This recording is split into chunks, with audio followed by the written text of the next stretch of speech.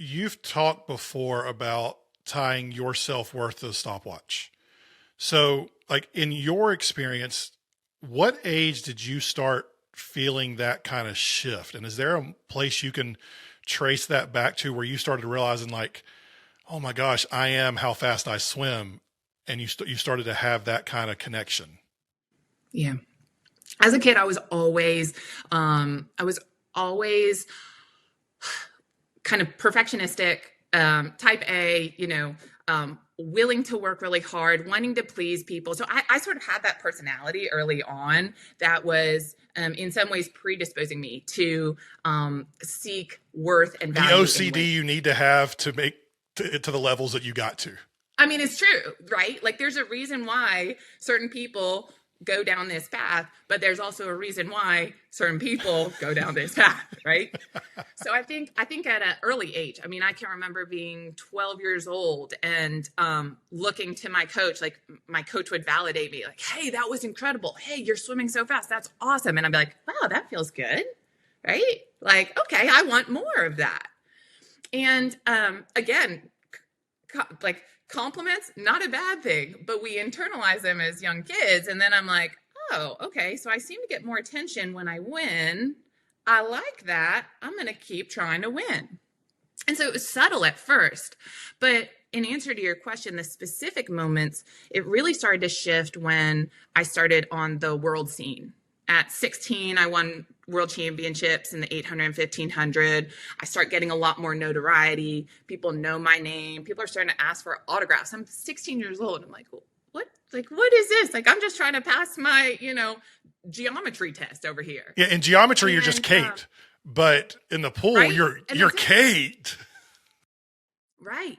But then I come back to high school and there's a sign outside that's like, congratulations, Kate, on your world championship. So now in the pool, I'm Kate, but that's also starting to become who I am everywhere, right?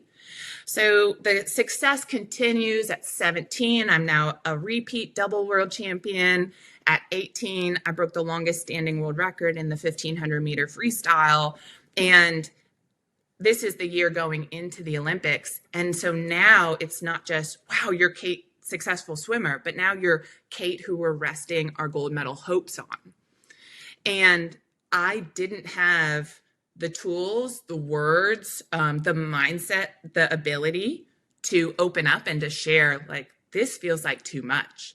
Because remember, that same type of person who does really well also is the type of person who can compartmentalize, can kind of shove it all down and just say, okay, I'm tough. I'm not going to be dramatic. I'm not going to complain.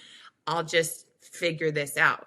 And I'll just continue doing what's always worked for me, which is kind of be quiet and just train hard and push through, because that's what results in medals.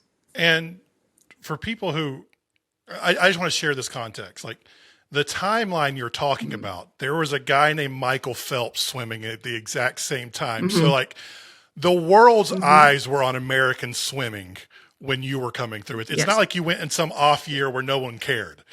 Like the world's eyes were on American swimming, those two Olympics you went to. Yes. Yeah. So I'm in Speedo photo shoots with Michael Phelps. I'm doing interviews with these people. This is swimming. I think it's really highlighted every 4 years.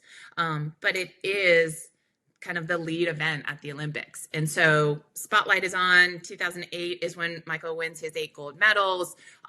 There's just so much attention. And at the time I would look, honestly, this is significant, because I would look at some athletes and think, gosh, they don't seem fazed by this. And so not only was I internalizing pressure, or what I perceived to be pressure from other people saying like, hey, when are you going to win gold medal? When are you going to break the next world record? But what I also was doing was heaping on pressure on myself saying, well, they all have it all together. What's wrong with me?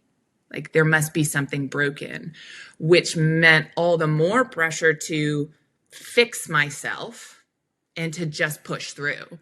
When really I look back on it in hindsight and I think, goodness, if I had the courage to say, hey, I'm really struggling right now. Can someone help me? I don't know how to handle this pressure, but I didn't even have the language for that, and my parents were great. They tried to say things like, my mom would always say, she's like, if this is ever not fun, you just let me know.